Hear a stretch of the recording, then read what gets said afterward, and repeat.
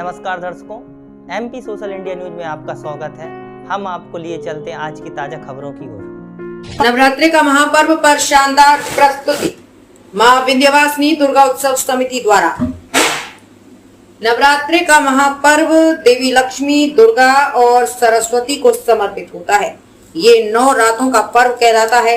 नवरात्रि का पर्व भक्तों के जीवन में खुशियां लेकर आती है। इस पर्व में 9 दिनों तक माता के 9 रूपों की खास पूजा की जाती है। ऐसी मान्यता है कि नवरात्रि के दौरान देवी मां प्रसन्न होकर भक्तों में असीम कृपा बरसाती हैं, जिसके बाद उनके सभी कष्ट दूर हो जाते हैं। मां को प्रसन्न करने के लिए मां की मिट्टी की प्रतिमा स्थापित करते हैं। मध्य प्रदेश के गाडरवाड़ा तहसील में मां की अद्भुत झांकियां बनाई जाती हैं। इसी क्रम में स्थानीय विंध्यवासिनी दुर्गा उत्सव समिति द्वारा मां की स्थापना की। यहाँ पर करीब 35 सालों से नवरात्रि में प्रतिमा रखी जाती आ रही है। ऐसे झांकी बनाते आ रहे हैं 38 सालों से हो रही है और एक बार गुफा वाली झांकी भी बना चुके हैं और एक दो बार और अलग अलग तरह की झांकी बना चुके हैं। क्या समिति के नाम से चल रही है और माँ जगदम्बे की कैसी सेवा होती है? माँ विंध्यवासिनी दुर्गा उत्सव समिति सुभाष बाट गाड़ावाड़ा नाम से चल रही है। कितने साल से? लगभग 35 साल से हम माता रानी की सेवा कर रहे हैं। हमारे बड़े बूढ़े जो है वरिष्ठ लोग वो सेवा करते थे, अब हम लोग सेवा दे रहे हैं माता रानी की। इस वर्ष क्या विशेष है, क्या झांकी रखी आपकी तरफ? इस वर्ष ये प्रतिमा हमने हर साल देखते हुए इस बाल रूप को अपन ने स्थापित किया है, जिसमें कि मतलब पूरे नगर में एक ऐसा मतलब अपन उत्सव रखना चाहते हैं कि जिससे कि मतलब गाड़ावाड़ा में पूरी अच्छी से प्रतिमा स्थापित हुई है।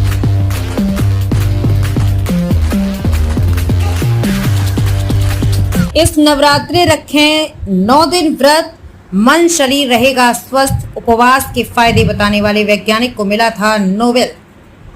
14 अक्टूबर से नवरात्रि की शुरुआत हो रही है। कुछ लोगों के लिए ये 9 दिनों की फास्टिंग का समय होगा, तो कुछ लोग ऐसे भी होंगे जो दुर्गा पूजा के मेले में मिलने वाले चाट पकौड़ियों के इंतजार में हैं। खैर, चाट पकौड़ियों की सेहत पर पड़ने वाले नकारात्मक असर के बारे में तो आप जानते ही होंगे, लेकिन क्या आप फास्टिंग के फायदों से वाकिफ हैं?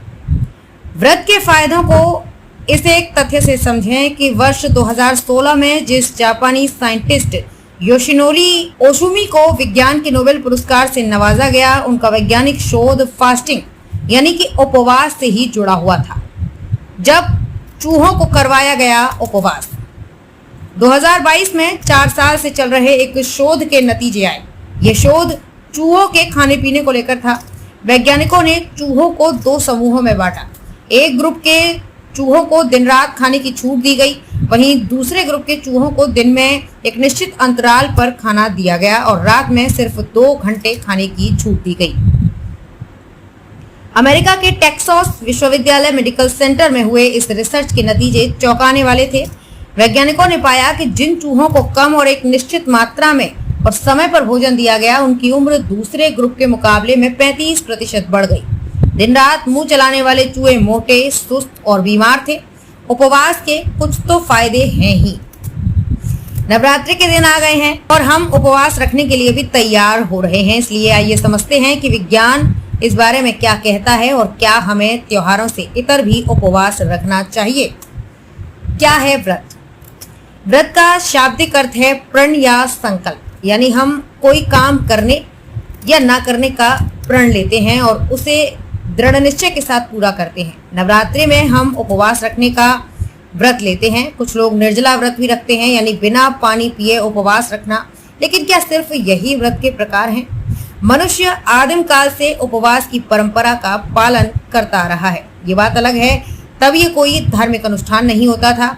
एक भोजन से दूसरे भोजन के बीच लंबा अंतराल होता और मनुष्य का शरीर लंबे समय तक बिना भोजन के रहने का आदी। लेकिन अब तो हमारे जीवन में ऐसा अभाव नहीं है। अब इफरात में खाने को उपलब्ध है और जरूरत से ज्यादा भी खा रहे हैं। आज दुनिया भर में वैज्ञानिक शोध ये कह रहे हैं कि मनुष्य भोजन के अभाव से उतना नहीं मर रहा जितना अधिक खाने की वजह से मर रहा है। जी हाँ, जरूरत से ज्यादा खाकर हम दुनिया भर की बीमारियां जैसे डायबिटीज, हार्ट अटैक और ओबेसिटी को बुलावा दे रहे हैं। शायद यही कारण है कि आज मेडिकल साइंस के लिए फास्टिंग यानी उपवास एक वैज्ञानिक शोध का विषय बन गया है और तमाम रिसर्च प्रोलॉन्ग फास्टिंग के फायदे गिना रही है। नवरात्रि एक ऐसा मौका है कि हम अपनी रूटीन खान पान की आदतों को बदलें और 9 दिन व्रत रखें। लेकिन उससे पहले आइए जानते हैं कि विज्ञान उपवास के बारे में क्या कहता है। 101 not out. Mark Mattson America के नेशनल इंस्टीट्यूट ऑफ एजिंग में चूहों पर उपवास के असर पर रिसर्च कर रहे हैं। वो कहते हैं अभी तक के परिणाम सकारात्मक रहे हैं। उनके अनुसार उपवास में हम अपने शरीर को थोड़ा स्ट्रेस में डालते हैं। ये अच्छा स्ट्रेस है क्योंकि इससे हमारे शरीर की कोशिकाएं स्ट्रेस से लड़ने के लिए तैयार होती हैं। अगर हम अपने शरीर को रिकवर होने का समय देते हुए उपवास करते हैं तो ये शरीर की क्षमताओं को बढ़ाता है, लंबी जिंदगी जीने में भी मदद करता है। आज की तमाम खबरों के लिए बस इतना ही। देश दुनिया से जुड़ी हुई खबरों के लिए आप हमारी वेबसाइट www.socialindianews.in पर सर्च कर सकते हैं। साथ ही हमारे YouTube channel social India news पर आप सब्सक्राइब कर सकते हैं, लाइक कर सकते हैं, फॉलो कर सकते हैं।